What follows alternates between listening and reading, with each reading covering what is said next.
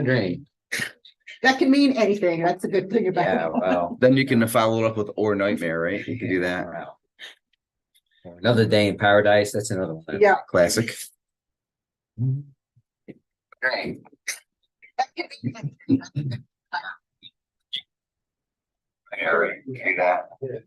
I meant to ask. Another day in paradise. Yeah, we can do this. This is what you put. Vice chairman, the address. Remembering this. Yeah, that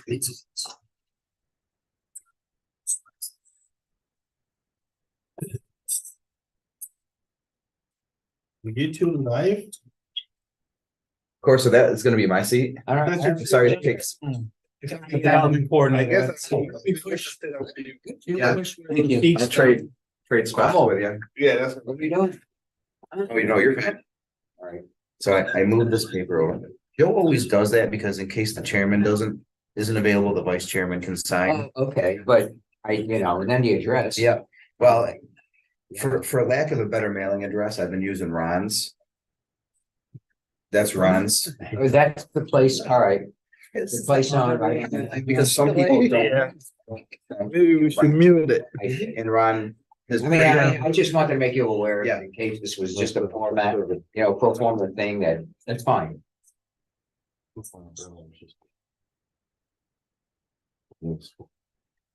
I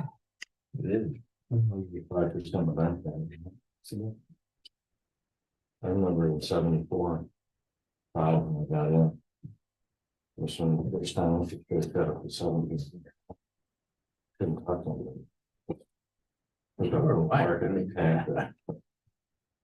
Well, Dan, that was a good percentage. You can say They put away at 7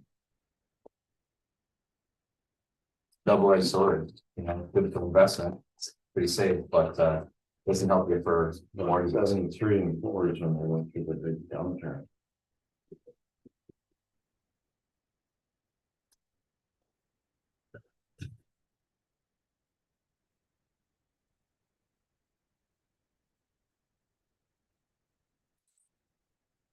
Are you here? Are you here? Used to cross country, but I haven't done that for all my kids are. Well. You'll do all I'm gonna. Question? Oh, wow. Good. Anything with that? Glad you're here. I figured one of you would be Somebody- here. I didn't think both of you were coming. Yeah, I was supposed to Excited to be go here to today. Utica today, but we got moved, so. Figured, why not? Well, we're good to have you here. And I owe you something. Today, on one that we'll get it to you today. Yeah. What a deal. Green out there. Good morning. Peter. Peter's all dressed up. Peter, he's always Not going quite to, this. he's always going to the prom. Peter always goes to the prom. He's the best dressed. Yeah, but Either that or. but I wouldn't want to change. Your call. Either one is. There are those who believe in business casual. There are both those who believe in country casual. Country. Peter, I like that country casual. country casual.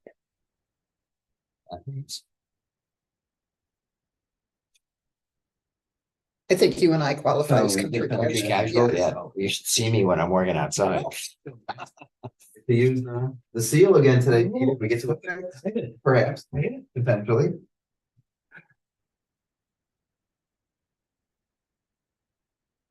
Dust off of that.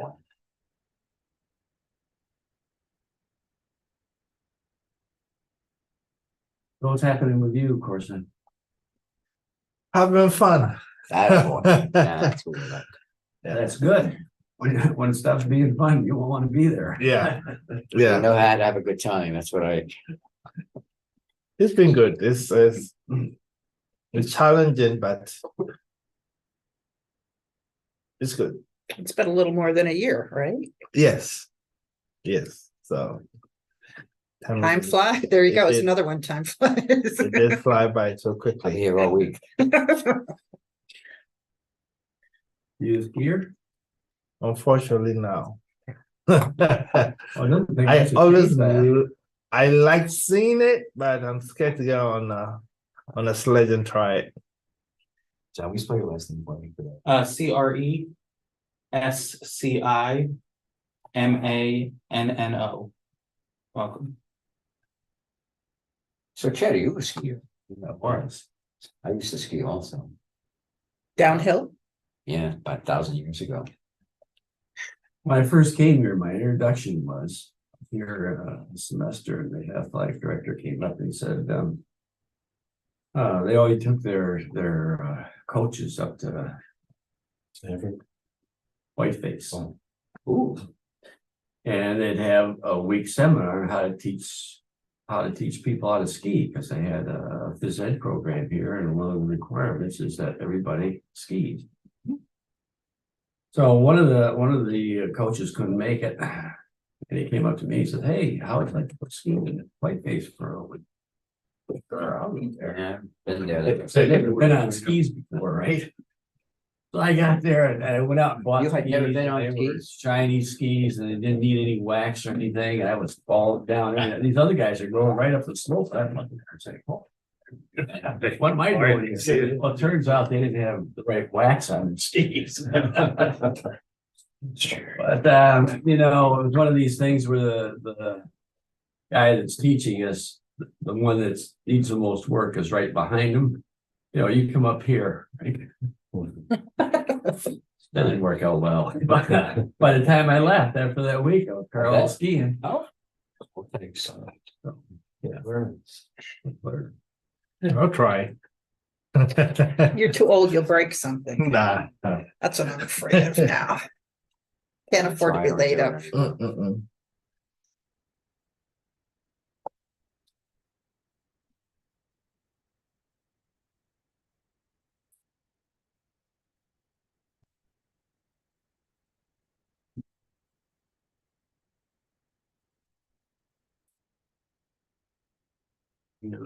We're on the laptop. They changed the system and they didn't tell me that they changed the system. So I haven't been able to get somebody down here this morning to help me through, but we're live and we're on the little laptop, and I think just about everybody can be seen. So I think we're in okay shape. Of course, you couldn't come down here, so you could. If you want to be seen. No. Right. I can be sitting at the corner. That's delayed, isn't it? It's a bit delayed, Yeah, yes. slightly. Sometimes it's good not to be seen. Yes, I know. Morning, Ben. Good morning. How are you? Good. All right, we may as well get started. I'll call to order the Industrial Development Agency Board of Directors meetings. Roll call. Mr. Burton. Here, Mr. Kenny. Mr. Trapani here. Thank you. Mr. Johnson. here, Mr. Overman. here. Mr. McAllister. Here. All present, all accounted for, sir. First item on the agenda is reading and approval of the minutes. Do I have a motion to approve? So, I'll second. All in favor? I All opposed? Hearing none, can approve. Bills and communications, None to report, sir. report of the treasurer, cash position statements. So I've developed on tab 2 of your packet, the cash position statement. At our previous meetings, the board decided that they'd like to see financials on a quarterly basis. For the other 2 months of the quarter, I'll provide this as just kind of a benchmark of where the cash position of the IDA is. I'll go over it with you this time. I think it's fairly self-explanatory. But as you can see, it's divided up into several sections. I'll obviously give you a as of date, and if this report would have been Monday, close of business on Monday. We've got the IDA has numerous checking and money market accounts. The biggest one is the first one that I list as general checking. That has $510,000 in it and change. Generally speaking, that account is going to have roughly $150,000 to $175,000 in it. The reason why it has so much is that we had the recent purchase or selling on our end of 349 Mineral Springs Road. So we deposited those proceeds into this account, and we're gonna move it around into some investment vehicles. I met with our folks at LPL yesterday. So we've identified a couple of CDs that have probably a 5.5 return at this point. It really depends on when they pull the trigger. So Chet and I will sign checks to that effect today to get some of that money moved around. As soon as I bring that over, they'll probably make the sale on Friday, or the purchase of the CD on Friday. And so these funds will transfer over from the checking to the investment side of things. And so next month you'll see, the investment. Will 150,000 handle expenses over the course of the next 3-4 months? Is that what you're thinking? I don't anticipate that being any question at this point. We'll see where things go and things do change. But our investments are laddered. So if we need to, we can always draw off of the laddered funds. Okay. That was my question. You go with- Probably with try to size. ladder outside of these. Whatever we get coming due on the 2024, we would have it different than those. So we're gonna try. That's what we're gonna try and do. Absolutely. I think September and October are gonna be our target dates, so we have something coming in September and something in October. Then we obviously see November and December. We're a little light on the first part of the year, but I figured that's when we'll be fine. Right now, our expenses are super heavy, so I don't anticipate that being an issue. But as time goes on, I've done a preliminary cash flow analysis. I think we'll be fine through the end of June fiscal year. So I don't anticipate there being any issues at this point. And then you've got one maturing at mid-December. It's gonna move that back to the latter part of 24. We'll see what the options are. We can renew that one, and I think we'll get a rate of around 5.25. They're gonna change, but that's, I did run down to Trusco and we talked to them, and if you renew, they'll give you an extra 0.125, so there might be some incentive to renew that. And then this way we stay very diversified as far as our institutions are concerned. We're careful and we're fine. There are no issues as far as the FDIC is concerned. So you can see the various smaller checking accounts there and the list of investments, which will change after we make some CD purchases and get some money out of the general into the investment side of things. So you'll see a total cash and investments column there. See 1.224 million. I'll also try to project out at least what our current accounts payable and receivables are to give you kind of a net cash and investment on hand. That's how that will look. And that's helpful for me just to keep track of things. Balance sheet is looking much better, right? It is. Very good. Nice job. Any other questions on the cash position statement? Moving on. Reports of the committees. Mr. Chairman, none of the three committees met this month. Unfinished business. Okay, several items here, or actually just one item here. The UTEP update, I would like to give the board a UTEP update. As I said at the last meeting, letters for the UTEP have been sent to all taxing jurisdictions. Due date for comments was the 20th. So last week, I received no comments to date. A couple of municipalities did reach out. What is this? What does this mean? Maybe a little bit of clarification. So I provided that, but no comments, whether it's a thumbs up or a thumbs down on this. With that said, I think the next steps are to hold a public hearing, which is not mandatory, but I think it was the wish of the board to have one. My suggestion would be to have that at the December meeting or whichever the next meeting of the IDA is. So you can have that public meeting. We'll make sure that gets disseminated in case anyone wants to come in and speak to the board regarding the subject. You can close the public hearing and vote on it that day if you choose to do so. If you wanted to wait, that's obviously the purview of the board. So that would be my recommendation moving forward on this. Very good. When is the comment period over? Out period was over November 20th. So we could schedule something in January, a public hearing. Well, we're gonna set it the next meeting. Yeah, Do we have to give 30 days? I think we have, About a 30-day I notice. don't know if we have, I don't believe it's 30 I days. think it's probably 2 weeks. I think it's 2 weeks. 2 weeks. Student in December and what do we have at our next meeting? Well, yeah, I mean, that was my recommendation, but I didn't know if we wanted to have a December meeting or not. We So can do I that. have no problem with that. Nothing earth shattering at the public hearing, we can vote to approve it in December, start in Yep. January. Yep, get it going. Okay, so when we circle back at the end of the meeting, and determine what the date of the next meeting is, we'll just do a motion to set a public hearing. Would you want to have it in a larger room, just in case, or don't you think it makes any difference? That's probably good idea. If there's May have a something few close people. here. That we have. I'm just throwing it in. I'll see if I can find a larger location. Yeah, 20 people would be not up there. Probably. We've had so few people Yeah, I know. come to these things, right? Over the years that I've been involved in. Well, you get rid of these three, and Still. then we got put 3 more in. Yeah, that's right. Yeah, We could rotate in and out. that's right. Well, there's a. Yeah, we always had the public meetings though at a separate venue, That's true. so we're gonna have it here, we probably look. We can find a place. Okay. Probably the conference room over. Yeah, okay. Location to be determined. I'll make sure it's out there. Next item, land sales. Alrighty, I will ask you to look at tab 3. It is the closing statement for the sale of the property at 309/349 Mineral Springs Road.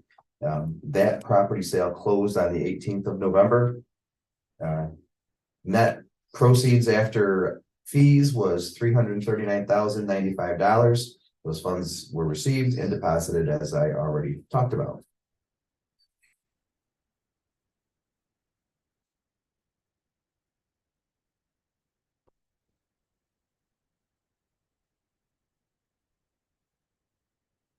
Update to the other property, the 26 acres on Mineral Springs Road that the Ag Society is interested in. I am happy to report that CAS has agreed to the new terms. Contract is executed on their end. They have sent in a deposit.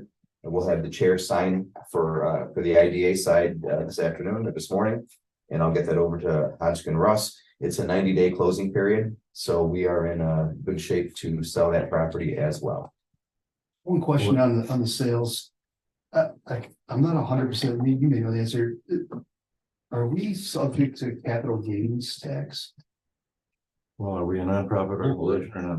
We are a government We're a entity. government agency, we So shouldn't be. why would we? Couldn't it? Yeah, I don't think we're. I will confirm that with our auditor.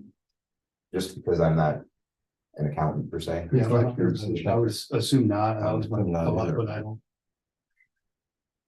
Because one of the abilities the IDA has been given is to purchase and sell property. And it isn't not a tax exempt agency. So, but I'll confirm. What was the difference? What was the what? What was the price? I don't know what the The cost basis was. was- Yeah, it had- Minimal probably. Basis for that property. Yeah, that's what I'm saying. Maybe zero.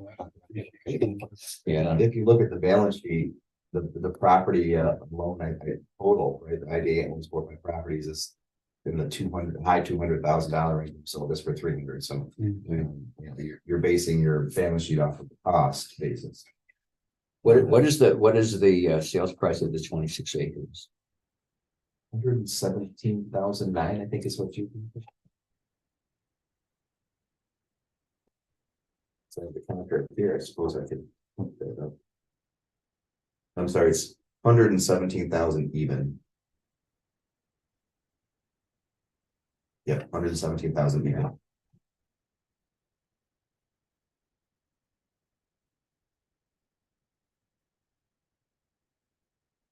Discussion on land sales? The Grove Street property, is there any movement on that? No movement on that. The village was interested in perhaps partnering with the IDA and doing something with housing there. Probably the best course of action is to wait to find out if they can get their DRI. And then see what synergies are there at that point. Okay. They should know, I guess, within the next couple of months, hopefully crossing our fingers. And so we'll see where we go from there.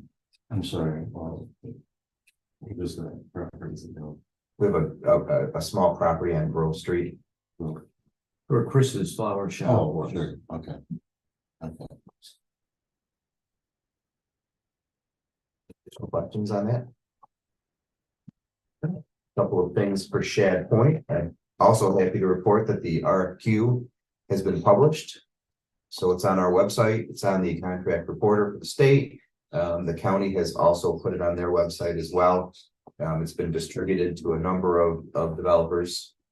And hopefully there'll be some interest. The due date for submission is the 12th of January. In addition, we have also made the first option payment to Van Dyke Enterprises for the Shad Point option. So that has moved forward fairly quickly since the execution of the contract. Any nibbles?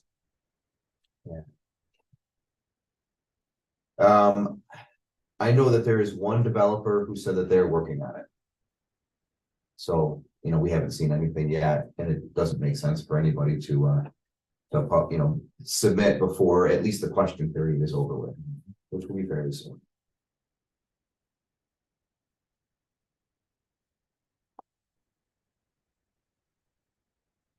Okay, in your packet on tab 4, we have a resolution. That resolution is the board's approving of the purchase option with Van Dyke Enterprise. If you had previously approved a letter of intent, the chairman has signed that. There weren't any issues or challenges when we reached out to the board and him signing it, but this just basically consummates the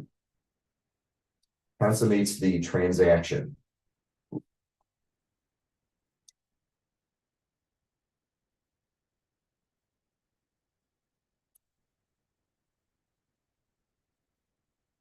It requires a roll call.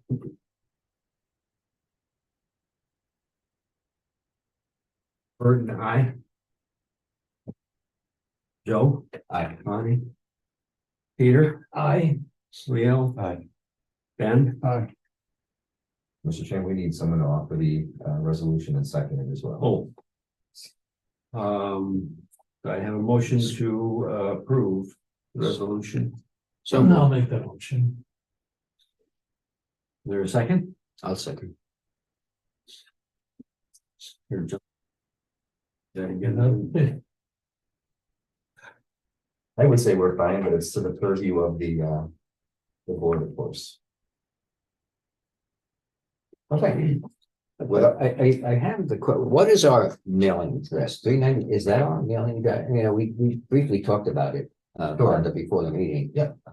So we're a little bit of a disadvantage being here at the college, and if we want to get process or important documents quickly, we have a PO box, and that's where all of our mail will go, except for the mail that can't be delivered to a PO box. Like a legal document like this. Correct. And so what Rod has graciously done is offered his location to be the receiver of documents like that. So he's okay with that, and it's been working fine for now. We will have to have a more permanent solution, and we're working on that, but I'm not quite there yet. So if there's something important like a legal document or a check that needs to be delivered, generally speaking, I'll give Ron's address at RPC. That's 597 Main Street. And then Ron will just give me a holler and then go down to that. What is the issue? Right. Well, all the mail for the college goes to the central mailing location. It's been a little tricky to get that set up. Okay. We're working on it. What does our website say as to our address in case public? That is a good question. We're working on the website, and I'm not sure exactly what Angela has on there at the moment, but I can check. It should have the PO box, but I'm not so sure it's been updated yet. Quick question, I didn't take this down. Who seconded the motion? Wow. That's what I thought.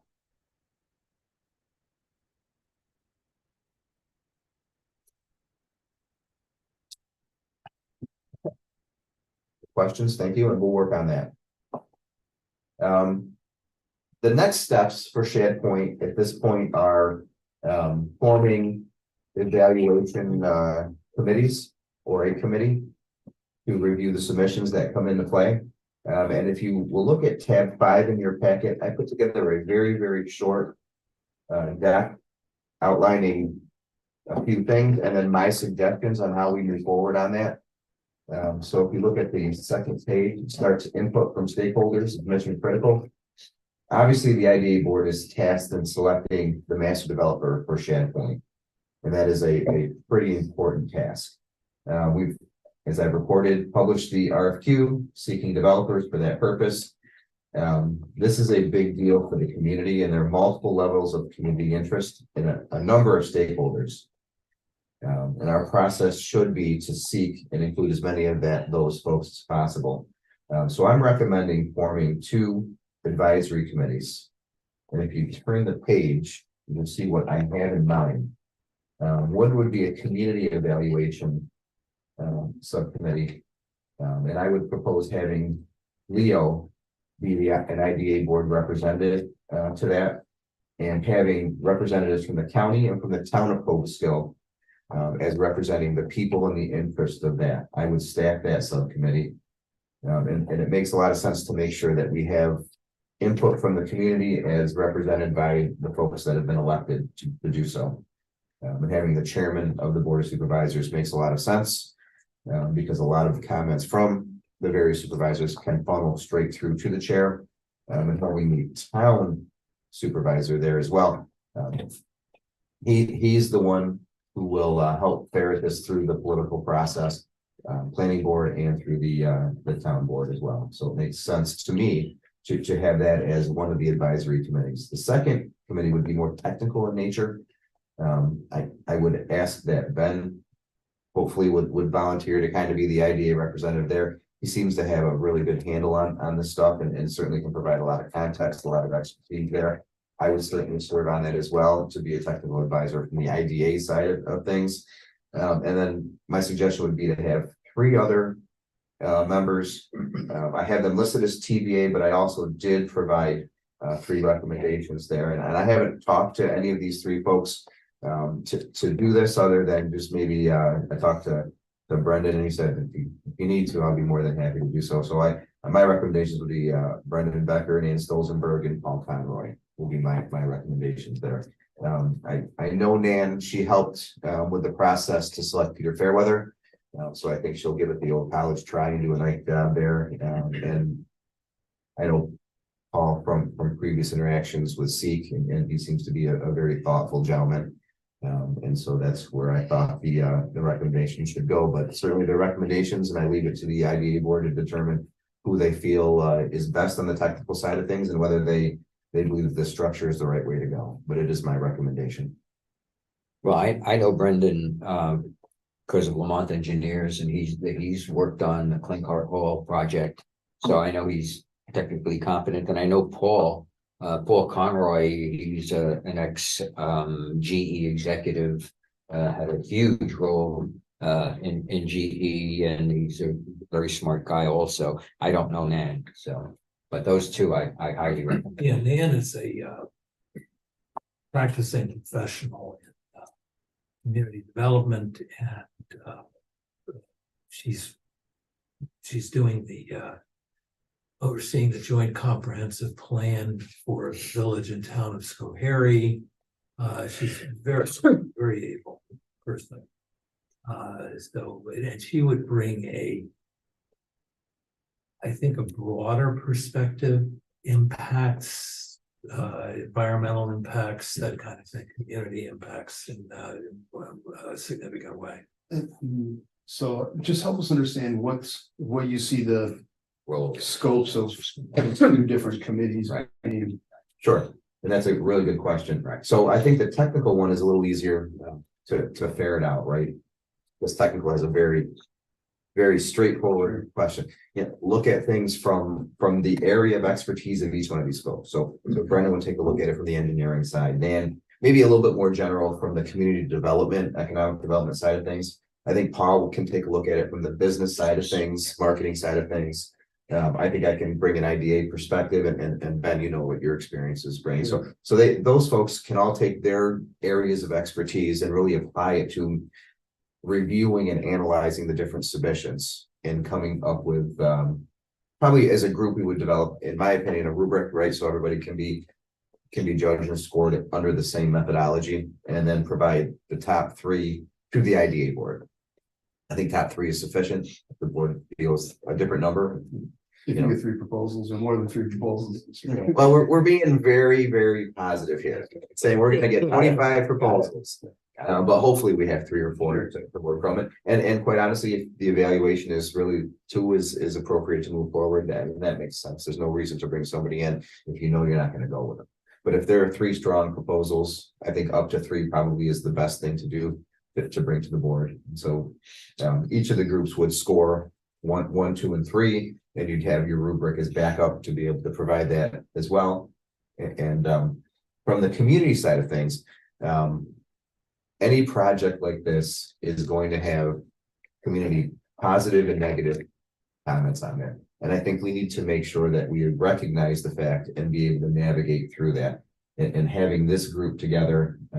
So you have the county being able to help navigate that and provide that public feedback. The town obviously is where all the action is going to happen. And then Leo not only is a representative of the IDA, but also a former supervisor for the town. I think those folks are going to be able to make sure that they take into account the public's thoughts and perceptions on the project, and be able to express that to the IDA board for a strong recommendation. And they would look at the submissions in a different way, not as technical, but more as the way the public is going to view these projects and these developers. Community benefit. Really.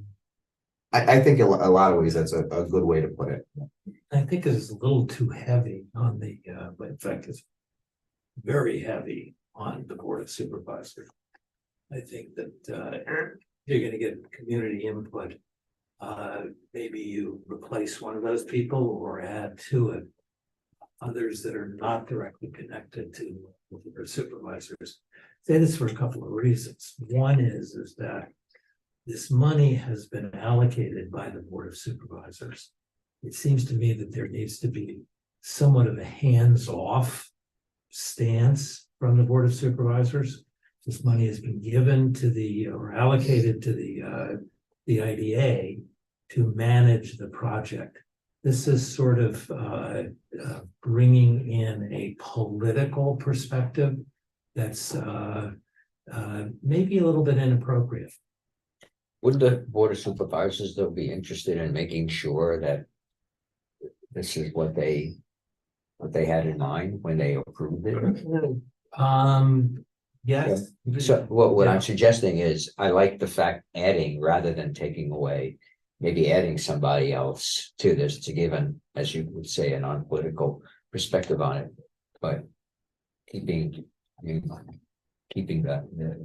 present people on it. I think the process here and what you've done is good. Because then you got 2 different entities that are going to be working to put this thing together. I think it's important.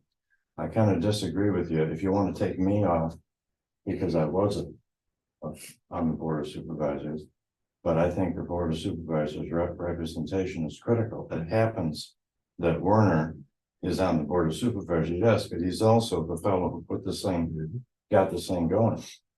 For the town's point of view, and I think the town has to be represented. As I said, if you want to, eliminate me and put someone else from the sport on there because I was, that's fine, but I'd be glad to serve if you wanted to.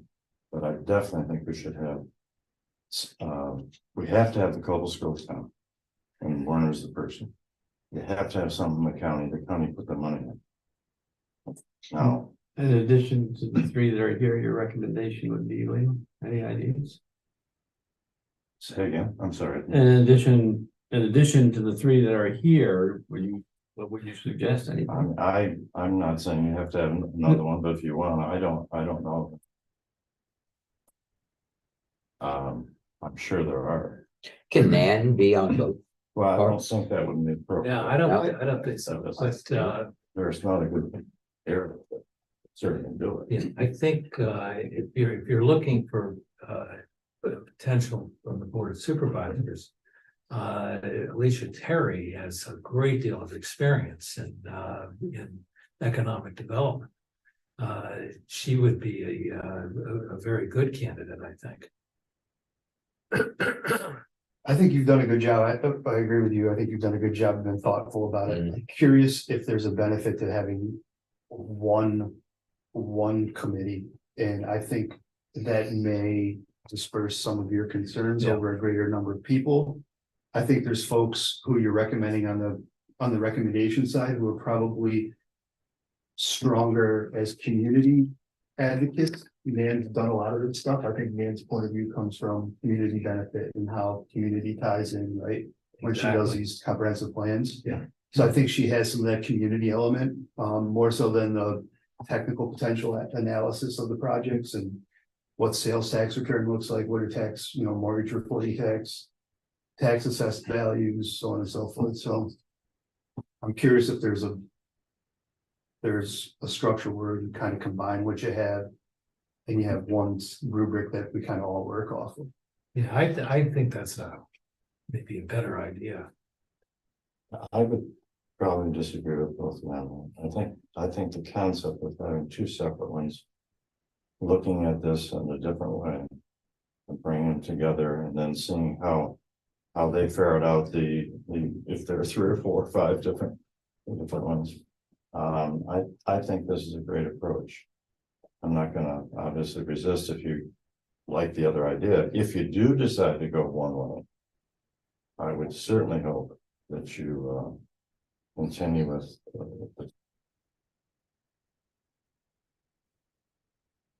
well, I have one committee of 7 or 8 people, which is, as you know, it's hard to get something done. Yeah, but that's my problem. I like the 4 or 5 and 3 or 4, but anyway, that's just my thought. I think I'd like to continue this approach here. And as I said, I'd be glad to take my name off if you want to put someone else from the board here. If you think because of my background. Could I ask another question? This is ARPA money. Have any of the other allocations by the Board of Supervisors required this kind of committee? Because as far as I know, with the town of Schohahrie, $550,000, there's no oversight or community input. It was just an allocation of funds for Cobleskill and the reservoir and that kind of thing. Is there a similar committee that's been established to look over those activities and the expenditures? My question? Yes. I would say none that I have been involved in, and most of the entities that were provided with a sizable amount of money has not actually moved a lot in terms of what you're doing right now. I think it's just yesterday or earlier this week that I received some questions regarding the Cobleskill investment and how they are planning to proceed with that. So I'll say for now, no, from that side of things. And I am not a member of your board. Whatever decision that you decide, whatever way you decide that will work, I believe is the right. You can make it work whichever way. I'm also looking at the different picture in terms of what Founder has put together and some hands in the bucket in terms of this specific project. And how he's trying really hard to make it go through the various hoops that have been built around it and trying to see something come out in the long run and getting people who are interested in the process to be part of the process to make sure nobody feels that they have been left out of the decision making or the chain of the process. I think that was one of the key things that informed his decision making around this and trying to separate the technical side of it and the discussion side of it, or the public concern side of it, and being able to get all those two branches working around it. So I think every single project, depending on how the people involved in the process came about with it, or stuff that has happened through the process, will dictate how it will be administered. So I think this is a unique one. I didn't mean this. no, And when the ARPA's money came to the towns and so on in the county, each of us decided what we wanted to do with it on the town level. On the county level, we had a list of different projects we wanted to do, most of which did not entail something like this, where you have a town entity, you have the county supplying the money for it. And that's quite different than what we did before. And this is a project that you folks are doing, the IDA is doing. So it's, you got three entities involved here. And I think they all have to be represented in this. It's very unique. And it's also, let's be frank, extremely important to this county and the communities that we do this. If it takes a tad longer to do it, then we do it that way. But so I'm not opposed to what we're saying here, but if we're going to combine this, we ought to at least have these representations from the town and the county. I like the two committees. I think it's a great idea. I think there's a technical folks, they'll look at the technical side, and then you need to usher this through. In other words, you need to walk this through. And I think that the community evaluation, is a separate committee for that. And Nan is going to be great for this other committee. She just got it. She's very good. I've Great worked with vision. Ann for years. It's We spectacular. have hired her at the town level. Yeah. One thing I would say that if you look at the money that went to the town of Schohahrie for the business park, it appeared that the money was given to the town to proceed with that project. But if you look at this specific one, it looks like the money was given to the town of Schohahrie to be administered by the IDA. So there's complex set of hands around this. There's no question. I think it's important that you operate with an open mind in terms of what the outcome is, and how we achieve that should be something that may be fleeting, and you just need to work around it and make sure you're able to execute. Yeah, this is not going to be a kind of shadowy process. Absolutely not. In the case of the town of Coleskill is going to have public hearings and speakers and so on and so forth. So it's not a question of a couple of people making a decision on behalf of the community. There's going to be a wide open response, as there was with Highbridge in the town of Schohahrie. So that's really one of my questions. What happens, for instance, if the community evaluation subcommittee comes up with a totally different evaluation from the technical side of it, which would be, to me, is probably going to be a more objective approach, looking at some of the things that Ben mentioned. I'm not quite sure what the motivations are going to be of the community evaluation subcommittee. So those are opaque. And I think those are the things that you have to work through in terms of how the two committees are going to relate, and who is going to feed on which one, and how the information exchange is going to be. So that should be the critical question that you need to probably at some point maybe even if you decide to proceed with the two separate committees, having an avenue for interrelations and intercommunication And will that's be where it critical. comes in. And that's what, yeah, I mean, absolutely, there's no question, because you can be part of both of these. yes. And it is But you critical have that we be a able to. very valid question there. And Yeah. you're absolutely right. This group is gonna look at it differently than this group is. But I'll bet you, when it comes down to the 2 or 3, they're gonna be the same, but I could be totally wrong. Let's hope there are 10 different. I'm a little, It'd be nice to have 10. I'm a little unclear. The technical evaluation committee will get the bids, right? They would, the responses. They would evaluate the business part of it. They would say this developer's plan makes sense. Maybe with that, then it goes to the community. Says, this is what we agreed to. Technically. So you are suggesting that there be a kind of a ladder process. Yeah, maybe the technical evaluation is one thing. This is what we decided on, with the communication between the two. And so this is what we'd like you to run with.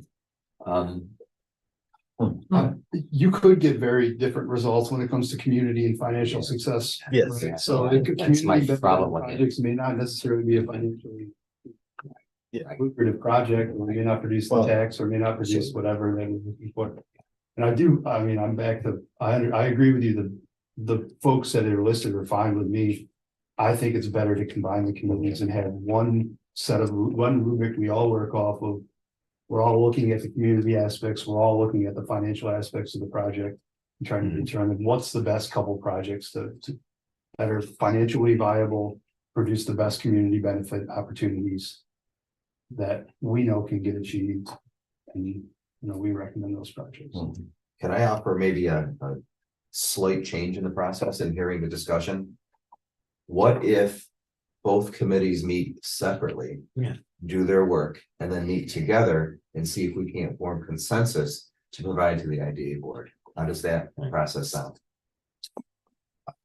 I think there's too much, you're gonna go back and regurgitate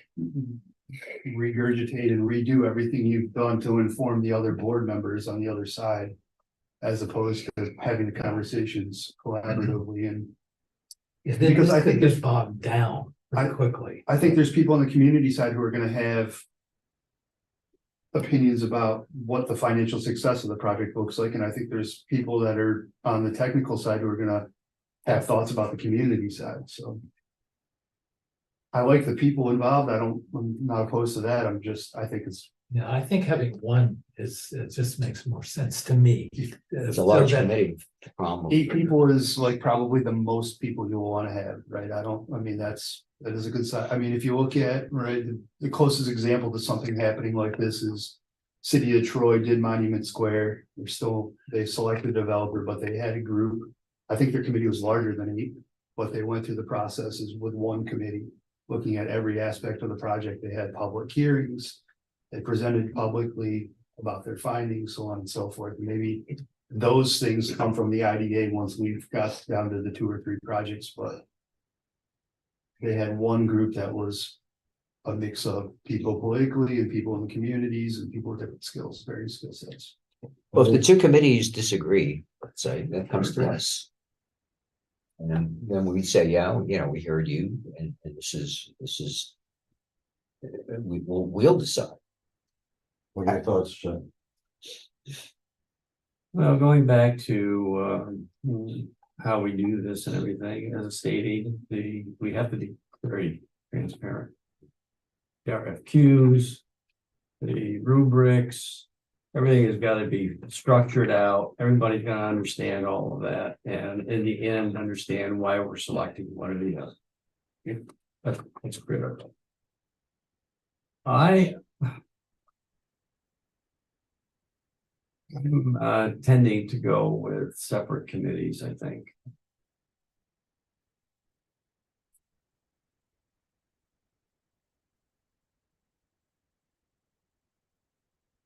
But that's my point, is that the transparency's got to be clear. I mean, if we're gonna put it all in one, I can see it getting knocked down. Those kind of things, and slow down the technical side of the process. I don't think this process has to take forever. I think this can be done. Once we get the RFPs back, I think this can be done in a matter of a couple of months at the most. Whether you want to have the two committees look at it briefly and then select people from each of them to get together to finish it off. I don't care, but I like the concept of two, but doing it quickly and get it done. That's my thought. I would go along with what you said, but I like I'm the not two. opposed to everything, but I just think that's a good way to start it and then move it quickly along. We can certainly get into the process, and if it's not working out the way it should be, we can restructure and proceed at that point. It's not working out the way it should be. We picked the wrong people. Seems to me that the technical committee is pretty clear to me what they're gonna be doing. Right. They're gonna be looking at this as evaluating it as a business proposition. With, slightly broader than that because of the presence of Nan Stolzenberg. I'm not quite sure what the marching orders of the other committee are gonna be. And that troubles me, worries me. I agree with you, and that was my suggestion to have the technical committee really make the decision. We have a technical committee, and we say, here it is, community committee. Do you have any issues with it? And if there are issues with it, then the two groups, because I think the community evaluation committee has to marshal this through. And they have to have a buy-in. But I agree. I like the technical committee, the business. These are competent business people and people who know this kind of project. So yeah, but if you give them the same, if you give them the same tasks, you can have one point of view and you can have another point of view. Whereas if you have them, you say, this is what we do, this is what we say, this is what we think. Here it is. Comments. So what you're saying is that this group here would in a sense meet first. Say, I'm sorry, the technical, Would meet yes, first, yes, come up with some recommendations Yes. and why. yes. This committee would then look at those and give Yeah. opinions too. Yeah. You still keep the separate committees, but this one is the one that's starting out and doing the grunt work in a sense. That's basically what I propose. Yeah, That's a good thought. makes sense. I know with project in the village of Schohahrie that Paul and Ben have been very involved in that, in advising the Sikh board and others. And it's an extraordinarily valuable set of ideas that they've come up with because they know how to do the evaluation. I'm not sure if this group, and with the possible exception of you, has those kinds of skills. No, but that's my point is on that group is they're representing certain entities that have a substantial point of view on this and a substantial money from the county. The town who will, of course, at some point glean money from tax revenue. And so I think I would go along with what you're talking about. Starting off with this and then moving it over to them with recommendations. I think that's a great way to do it. But thoughts? I agree, as long as the structure is clear and everybody's up front and they know exactly what they're talking It about. doesn't take forever. Yeah. It won't be a problem in the end. So transparency is important, obviously. Fonda, are you envisioning the deliberations of these two committees being open and public? I'm not so sure that is necessary or required by law, but certainly whatever outcomes or outputs from the groups would be public information. I can see at some point in the future when the IDA board has to make the final decision, that we would do that probably in an IDA meeting. So that could provide the public transparency. Sure. My guess would be if somebody wanted to see the rubrics, that would be public information, we would provide that. They would foil it, we would provide it. I think we answer a lot of the questions with a better scope of work for each committee and the rubric of exactly what they're doing. I think if they're doing separate things, I wouldn't necessarily have one committee recommending to the other committee. Just probably let them both do their work based on their rubrics, submit the rubrics, have a way to culminate the voting and have a final couple that come here. Would that be difficult for you to design the rubrics? No. The guardrails and criteria? No, I don't think that's, Okay. that's why you have me here to do that. Okay. I think from a rubric standpoint, I would probably give them a shell and then ask them to design it as they see fit, given their expertise. So I would probably start with a draft and say, how's the draft? Are there things that you want to change? Or there's some things that, because everybody's going to provide a different perspective and a different lens at looking at things. And so one person's idea of what the rubric should be may not be the best outcome. So I would certainly start with a draft rubric and draft scope of work and have the different advisory committees really finalize that. And I think that makes the most sense. This way, they have input on the task. Yeah. And that'll be because you want them to buy in as well. When you want them to buy in on the process, you want them to buy in on the result, and you want them to buy in afterwards and being an advocate for whatever decision is made. And so if they have input at the beginning, I think that's how you get the right outcomes at the end. Would those rubrics then be after input from members of both committees? Would the IDA board be shown that so we have an understanding of what they're going to be doing? Of course. Okay. Well, that would be critical because we make the decision. Right. Basically. Yeah, if you don't know what process and criteria or use that, you would have almost an impossible task at that point. All right. I'm comfortable.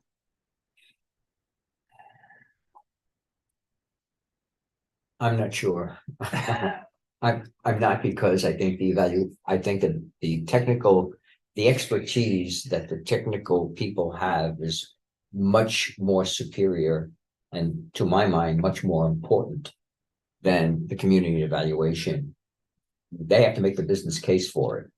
And I don't see unless we put people on this other committee. Because if you want two committees to look at this project and have opinions, you need to have some sort of similar skills. And so my approach would be to have the technical committee submit to the evaluation committee evaluation committee for comments. Sounds like you're advocating for one committee. No, I'm advocating. Well, I mean, if it were fewer people, I think one committee with these people, I think it is going to be, very difficult thing. There, Leo McAllister. Okay. You're parked in the president's spot. I'm gonna show your car. Do you mind just moving real quick? President Biden. Interrupt. President Biden has a spot here. We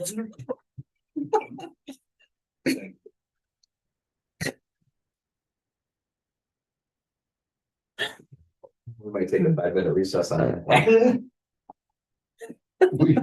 Wait a minute, right to the top. That is, you don't see this every day. I think if Marion knew it was Leo, she'd probably let it go. Yeah, you know what?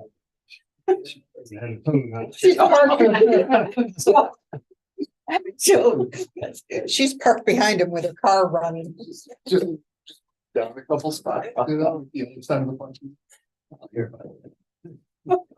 I'd probably get on the spot.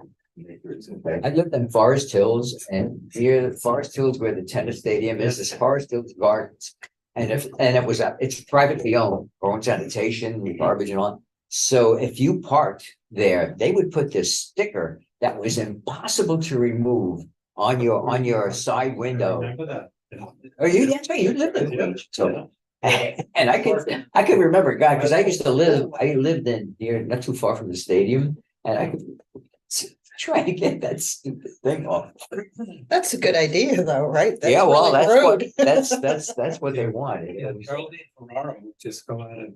put them on there.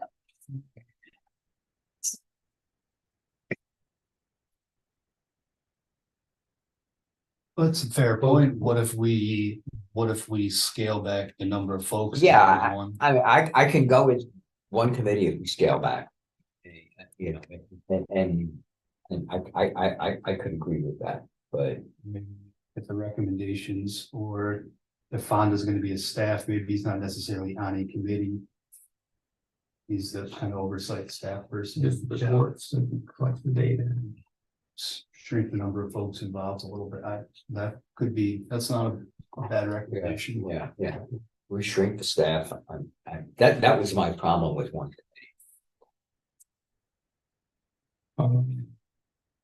But one of the issues that Lugia was pointing out here is you have the county.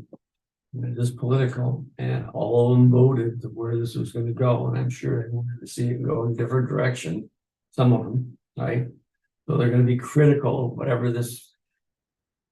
And it's gonna be the county, it's gonna be the town, right? And the town is not gonna necessarily agree with the county. I think Leo's got his hands full. Leo's the one that's gonna pull this together. Well, Regardless of what the technical committee comes up with. If it's not the same, yeah, right? I would guess unless there's a really unusual proposal that's gonna come in from the developer. And I'm not quite sure what that may be. These are all probably gonna be pretty much along the same. Once they've been sent out to, you're looking for warehouse distribution, manufacturing, that kind of thing. So it's gonna be the business aspects of it, probably gonna be determinative. Rather than anything else. They're likely to be pretty much the same kind of idea, but I may be wrong. So.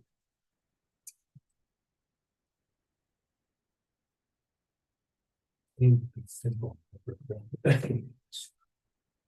But it may be having Fonda as the staff person for the single committee is the best way to do it. Would you be opposed to a single committee if we limited the number of participants? I don't like the idea of the single committee, but if this is the only thing we can agree on, then obviously I'll go along with it. But I think the idea, your concept, I think, was a great idea. Technical committee come up with some ideas, bring it to them, and then we'll look at that. But I'm just one person who wants to go on so just for them. But you're two people. One thing that's I'm the president, by the way. I just wanted you to know. That's right. I'll cover it for one you. one thing that sticks out to me, right? So I had a lot, and I went back to look at the RFQ. Is the project objectives are employment impact, economic impact, public investment, time frame to development, and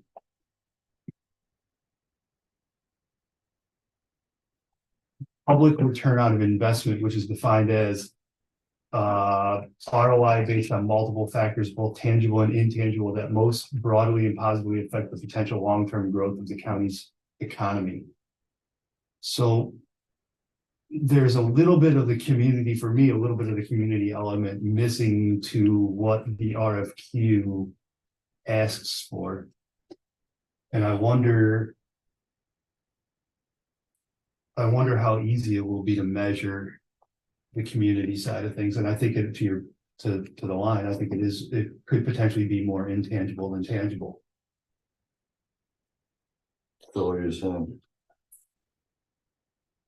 Well, we're looking at the community and technical evaluations of the project, but we're not necessarily asking the developers to provide their standpoint on community impact.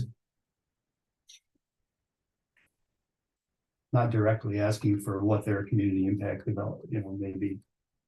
Well, that's a good point, but. I can still go back to the fact that the county put the money in. And let's be frank here. Warner was the one who got this whole thing going. I mean, he's worked his butt off on this thing. Without those two, I think it's. I agree with you. I'm not opposed to them being a part of the committee, not. So you just want one committee with them? With them, I would combine the folks that Fonda has listed and then have a separate discussion about the recommendations as potentially making up another seat or so. How about this, 6 people? Bill, Warner, Brandon, Paul, and Ben.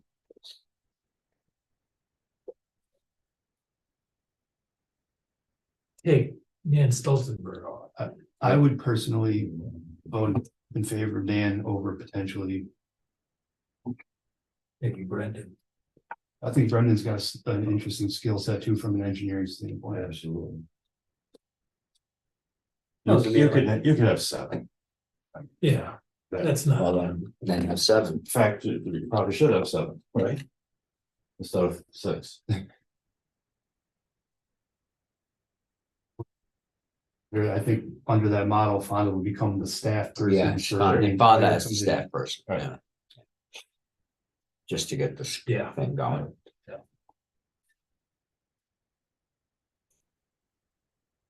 do you think it's gonna play out? Well, it would have played out better the other way. That's What I'm thinking. Leo, I liked his concept. That's what I think. As That was a great idea. Leo, as I understand it, according to the ARPA rule, fine, or of course I can jump in here. The money's got to be encumbered by the end of 2024. The fact that the money has been given to the IDA, it already encumbers the money. So it's got to be spent by 2026. I don't think the Board of Supervisors can pull the money back at this point. I'm not saying that at all. I'm not saying that at all. I think what I'm saying is they should have a representation on this and looking at the president. That's all I'm saying. They're not gonna pull the money back. I don't think they can, Well, unless something. but they still should have Yeah, representation. well, and that representation would be Bill Federici. Yeah, because Warner we're looking at as the town rep. All I'm saying is, I like his concept better, but I'm not here to pull this thing up, and I'm certainly not here to miss lunch. You eat like they're a- So there's the thing we have to decide. We have 2 committees or 1 committee combined, all right? So, I mean, I don't know. Officially, obviously I made the suggestion, so I would prefer the 2 committees as I outlined them, or I guess like Leo, I could live with 1 committee, but I think it would be. I think 1 committee with so many different points of view could be a problem. So I think that's what we have to decide. So, Let's move on. yeah, let's So move we need a on. motion? Or are we gonna? If there's not a consensus, you may want to direct them to do something. Well, by consensus. Well, yeah, if we make a decision, it'll be a I consensus. think we're. That's just being 1 committee. No. No. I would prefer the 2. I would prefer the 2 committee, and Leo would prefer the 2 committees. And you would prefer the 2 committees. So.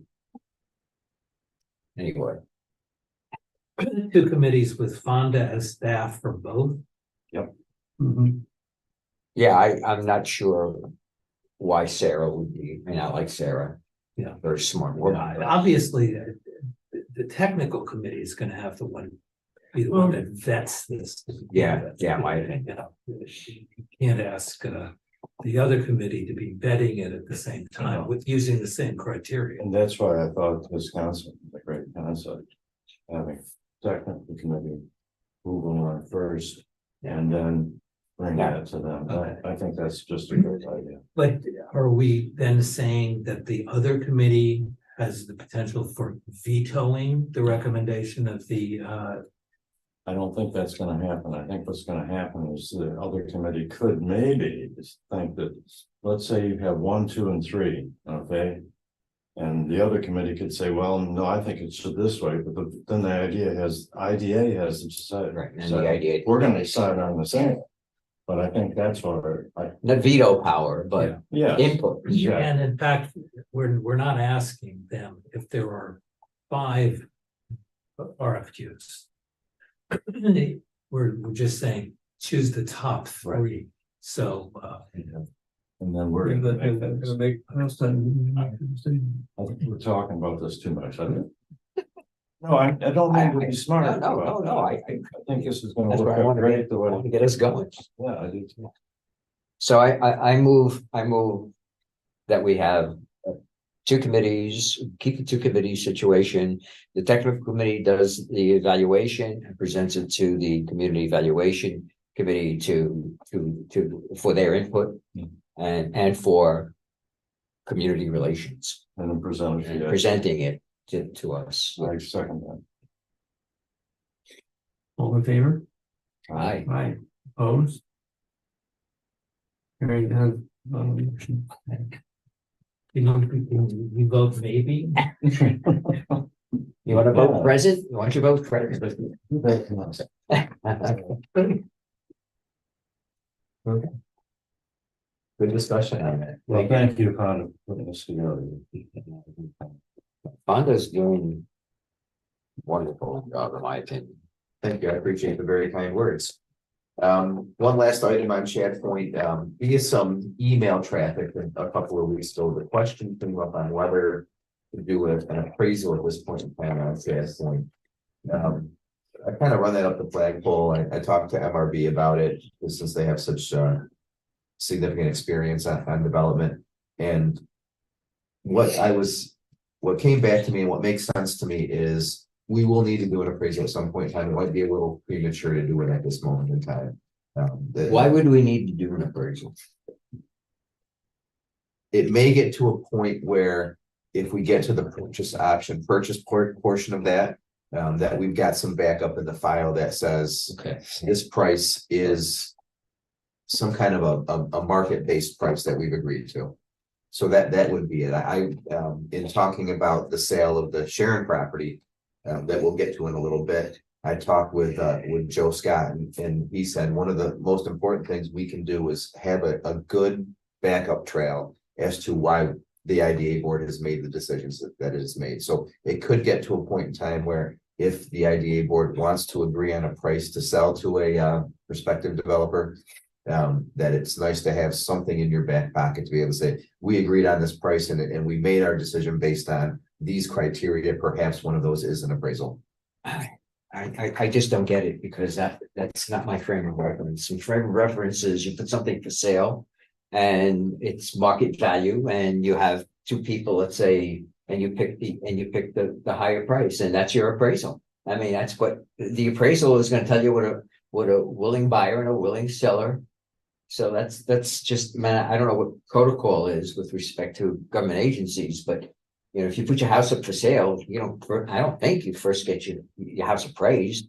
I mean, you talk to a broker maybe, and you say, we're going to put this house for sale. And the broker says, well, we should ask for X number of dollars, and then see what comes in. So, I mean, but I don't know what the practices are. So the IDA's standard is to sell property at market value. Right. So when you are agreeing on a price, it's nice to have a document that says you have agreed to market value because you have a document evaluated ahead of time. It's the difference between a private sale and a public entity sale. That would be my answer to that. And I think there's also a question, does it supposed to be sold at under market value? Well, but I don't think that can happen. Yeah, You but get it a willing buyer, that's the market value. But again, I don't want to be, as if that's the practice, then I'm okay with it. I just. Don't understand it. If I'm the developer and I'm looking at this project, I don't know what I need to pay for it when I'm done. And I do all this work with you, and then you tell me I need to pay you $5 million for the site. We're gonna have some issues. So I think it's worthwhile to know what we intend to sell a fully developed, a fully approved, shovel-ready site for when we're done. So that when we talk to these developers, they're asking the questions. I'd be surprised if you don't get the question.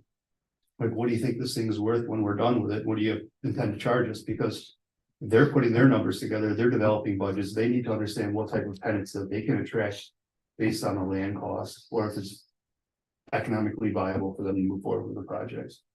I mean, an as is appraisal is just gonna tell us we paid too much for the land. We're under contract too much. But that final value is gonna be important to the discussions that happen with the developers as they build their pro formas. And we try to understand what the tax consequence looks like.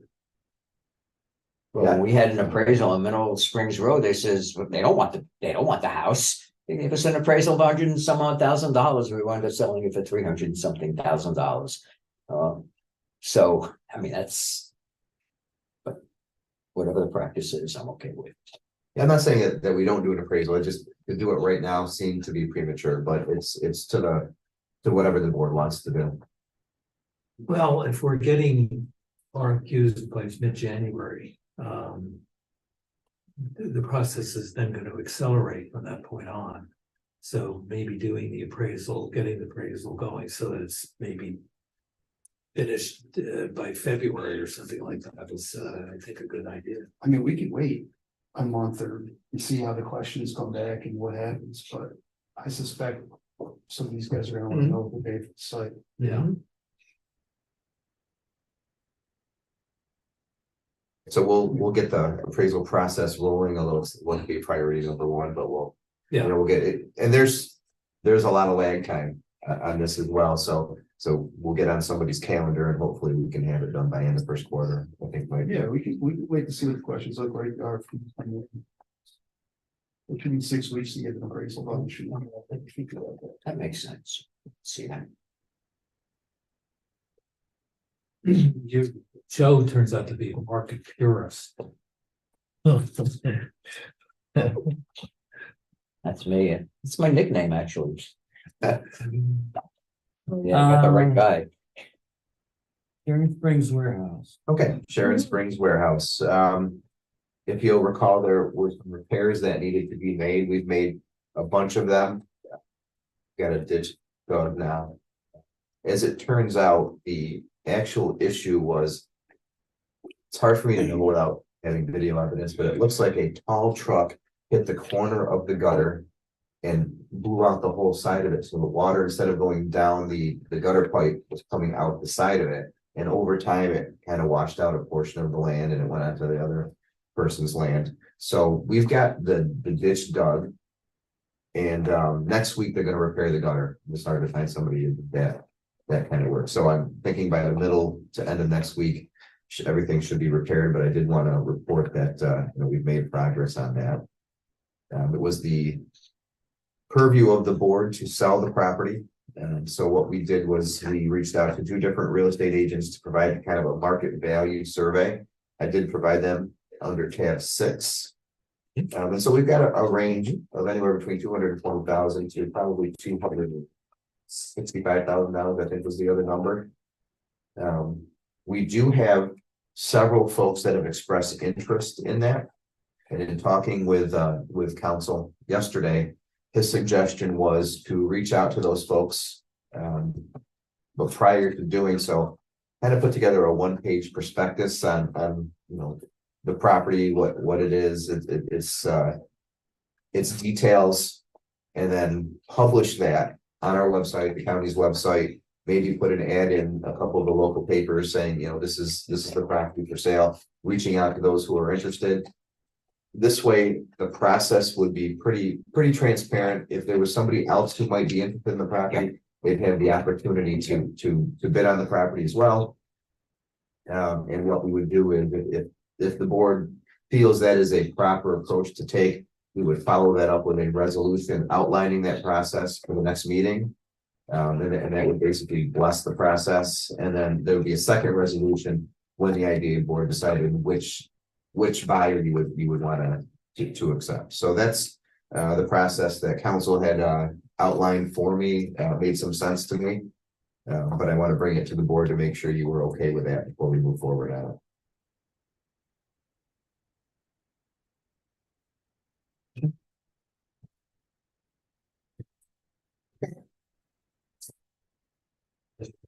Listening. Business when you took this job. You know, I had a feeling I might do some of that stuff, but I didn't think I was going to jump into it quite so quickly. It's okay though. You have to sign up. Yeah. We might have to.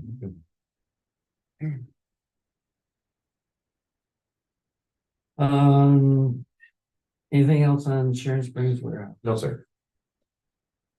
Do we Need just, to agree on a list price? Did you even want to put a list price in, or did you want to see where it was going to come in at? When I talked with council, I wasn't sure. He didn't seem to even indicate that we needed to put a list price down. So it made sense to me not to. If you put a list price, you know you're gonna put a ceiling on it. But that's up to the board. I'll do as you feel is proper. Go the direction you started out.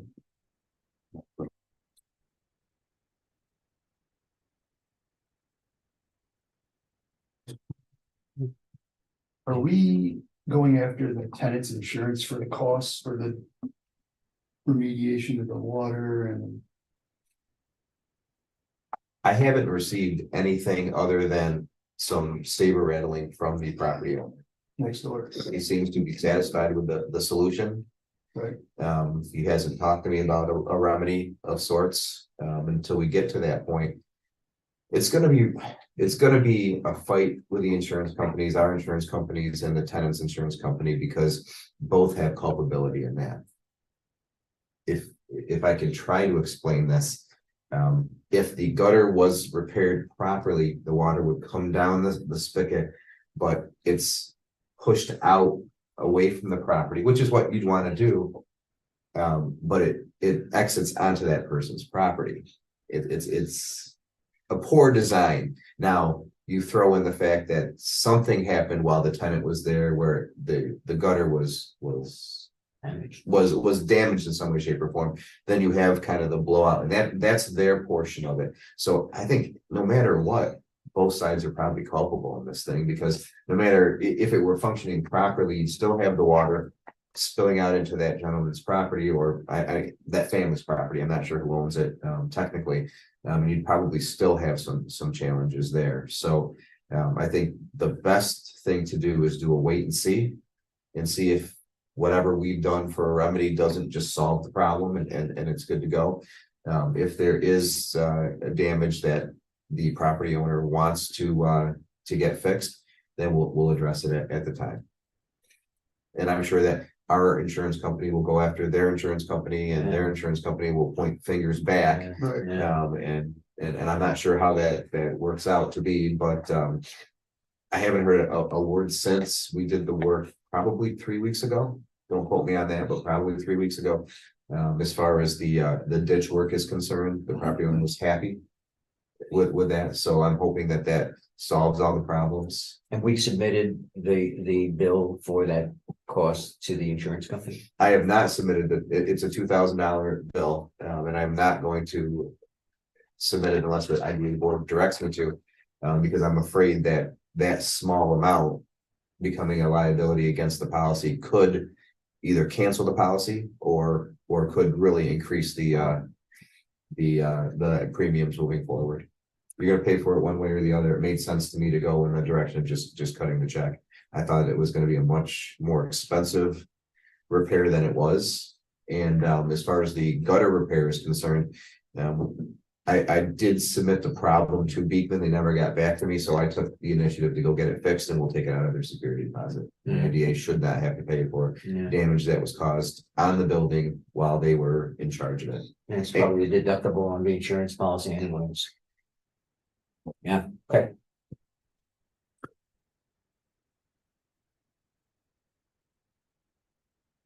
We all square away on that? Basically,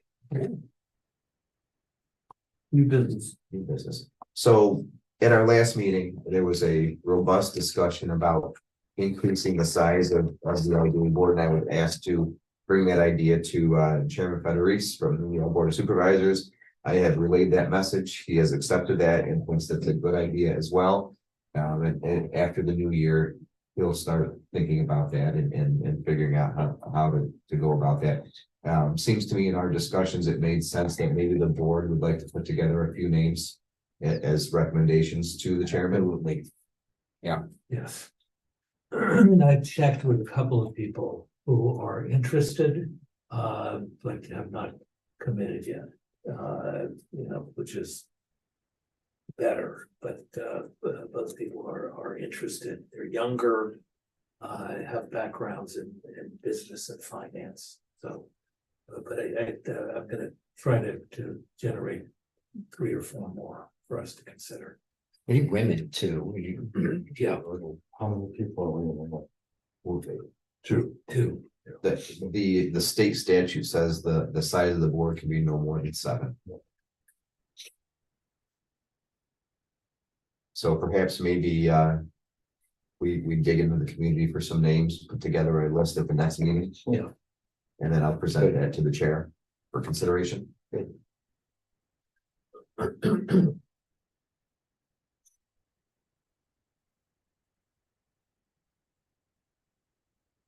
All set on adding members? Training. There are 2 trainings that we need to be concerned with here at the IDA. The first obviously is everybody in New York State has to have sexual harassment training. There is an online interactive training. I have a packet. It's in front of you, right underneath your other packet. The first page is the AVO training, but I went to sexual harassment first. So I guess I'll go back. AVO training, I don't have, it's probably a really good idea for everybody to have their AVO training. Again, if you've had it previously, it wouldn't be the worst thing to have it again. I know Leo hasn't had AVO training. AVO stands for Authorities Budget Office. And it is the training that all members of agencies, including the IDA, have to go through. Ben and Peter, did you do AVO training? Yes. I did, but it's 4 or 5 years ago now. Well, I don't even recall. Okay, I don't have any records that I can find, although Ron is trying to dig through his stuff to see. But it certainly makes some sense that, Joe and Chet, you probably did it a while back. You're not required to do it again, but it probably wouldn't be the worst idea for everybody to go ahead and take it. The only session that's scheduled through the end of the year is December 13th. It's a Wednesday, about an hour and a half long. I've gone through it myself for previous positions. You have to, you do it from home. It's like a Zoom type thing. It's interactive. If there's interest in the December 13th date, I can sign folks up. They'll have future dates as well, January and February. This is not one of those mission critical things where if you don't get it done by a certain date, December's probably tough, but if anybody has any interest. I'll do it in December. Okay, sure. I love it. I'll do my best to get those signed up today and I'll confirm that with you. And if for some reason this is closed since I printed this out yesterday, we'll wait for the dates in January and I'll get you signed up. Yeah, it's just for the AVO. Correct, yeah. Sexual harassment is a whole different training. I'll tell you about sexual harassment training. It is required by New York State that everybody on a board, anybody who's elected, anybody who works, go through general sexual harassment training. It's an interactive thing where you watch a video and answer some questions. The questions aren't complicated. And they actually go over the answers right then and there with you, so you can easily answer the questions. It's about 45 minutes long, if I remember correctly. I did it about 3 weeks ago, just so that I could have my certifications up to date. And it's, to me, a general review of what's proper and not proper, given New York state laws on sexual harassment. I don't believe it's agenda driven as much as it is just a knowledge base of, here are the rules that we are in New York State, and we're gonna provide you with training on those rules. Okay, I was asked that question because I got off the board recently because of a general training that I was supposed to do, and after I started it, after 5 minutes, I stopped it, and I told the board I wouldn't stay on the board if I had to take that. I taught sexual harassment to the town. We had people teach it to us a couple of times, and it was good. I mean, let's be frank, most of us don't want to sit in on it, but they were good. It was good training. It did not get into gender indoctrination, which the one I saw that's what it was. And if that's what this is, you're probably going to have to get another board member. If it's a sexual harassment training, I'll do it. Like what we did many times when I was on the town board. But this other is not sexual harassment, sexual gender indoctrination training. And that is not what I want to do. I won't do it because I don't believe in it. Your assessment of the. I thought it was the latter. Is this the one? I didn't think it was gender indoctrination. I don't know. I haven't seen this. don't think that, I haven't seen this, so I don't know. But I only got 10 minutes into the other. So I didn't go through the whole thing. No, but I mean, is this the one that you signed on to?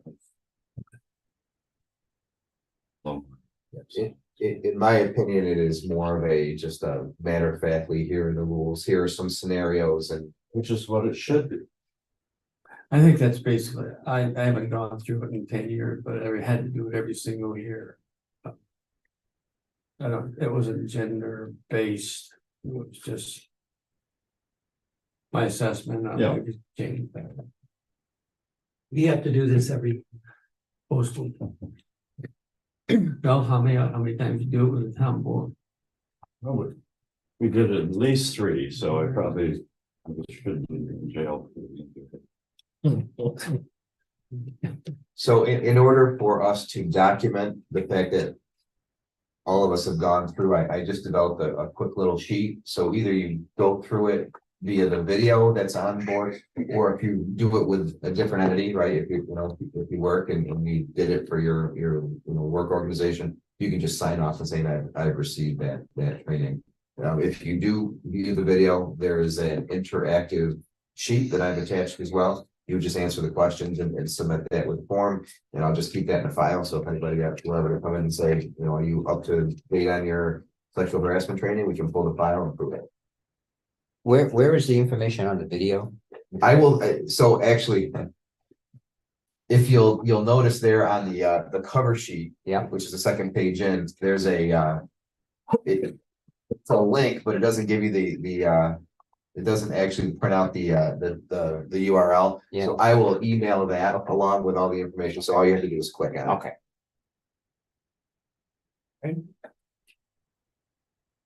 And I'll next meeting, hopefully I'll have additional dates for January on ABO training. And I'll let them be known, and you can tell me and I'll get you signed up for that. You can scan the questions, so you can get an idea about.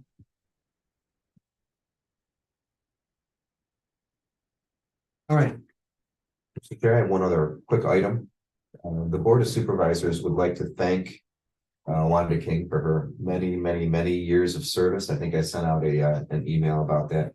I have put together, and I'll pass it out at the end of the meeting, a draft that I put together. Now, I'm not the person who knows Wanda the best by any stretch, but Ron gave me some feedback. Some other folks gave me some feedback. And if you just wanted to scan it, write down some additional comments, I just figured I'd get the ball rolling on it. That's wonderful.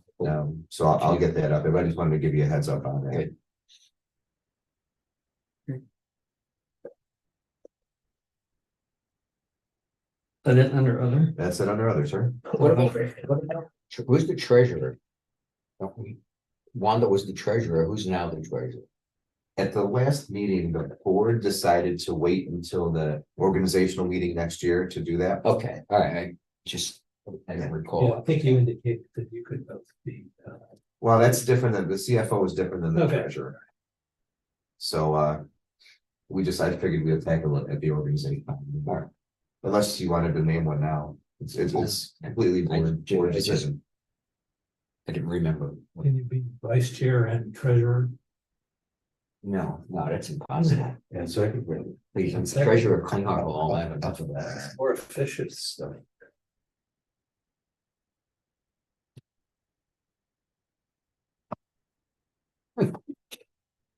Nice try, Peter. No executive session. Sir, So, let's see, the next meeting date.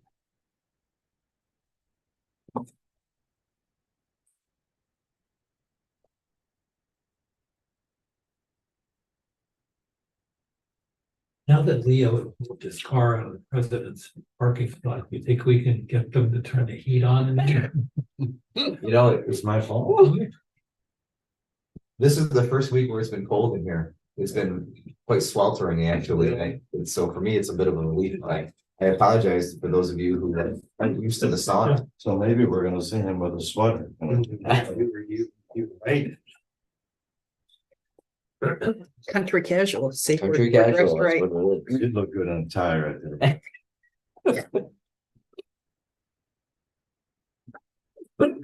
So what week are we looking at? Third? In December, Mm-hmm. Week of the 18th. Right.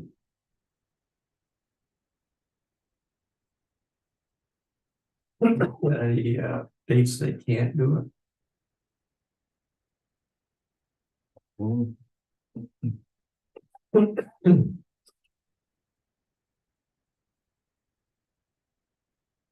Flexcom doesn't do that. I bet it does. You gotta open I look pretty clear. Beginning of the week is probably better. it. Yeah. In the hallway. Yeah, the farther away. That's Tuesday, right? Tuesday, wanna go Tuesday, Tuesday or Monday or Tuesday? Either Monday or Tuesday, Tuesday's. Tuesday, but Tuesday's Okay. Tuesday, the 19. 18th. Yeah, unfortunately, the 18th would be better for me, but so let's have it from the 18th, 18th. So what do we decide, the 18th? Monday. Good with you, Joe? Yeah. Ben?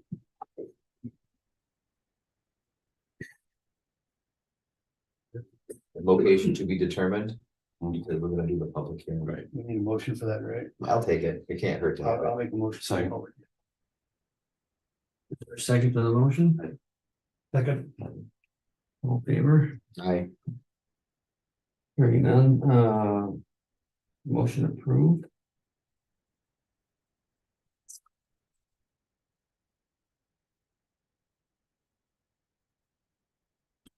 Um,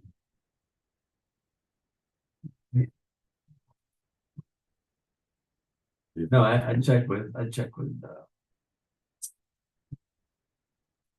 shoot, Gus, Gus. we'll do. Absolutely. Fonda, you know how to do the public notice and all that. Yep.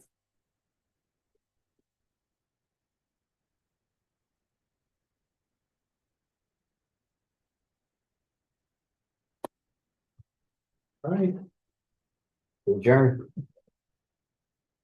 all right. All in favor? Aye. All opposed? Hearing none, meeting adjourned. Honestly, baseball. Mhm. Joe, Well, you know, have you been that's up if to they see, keep- have you been up on Gilbert's Corners Road to see all the families? Well, they're good. No, I haven't. I haven't. You need to take, Hang in there? Yeah. you need to take a ride up there, have your mind blown. That's a big one. That's a big one. On the, so it's on the back side. Well, it's bad enough for Route 20, but on the back side. Oh, no, I haven't. Oh, you need to go up there. I know. Just you, there's no reason to, but I don't because. know if you were there. We had the meeting for the $20,000 business, so for. Session we had here. Dick Area and I, yeah, not this location, but the idea, Dick Oh, Area and I yes, had it yes, out. yes. So, but I have an interesting, I have a perspective on it. Hopefully the print is big. You know, if this is prime farmland, farm it. You can't farm it. I, no, my thing about it is that we're not getting anything for it. Well, that's a separate issue. Yes, you're I right. mean, Yeah. that's really my Yeah, only. yeah, yeah. And I would,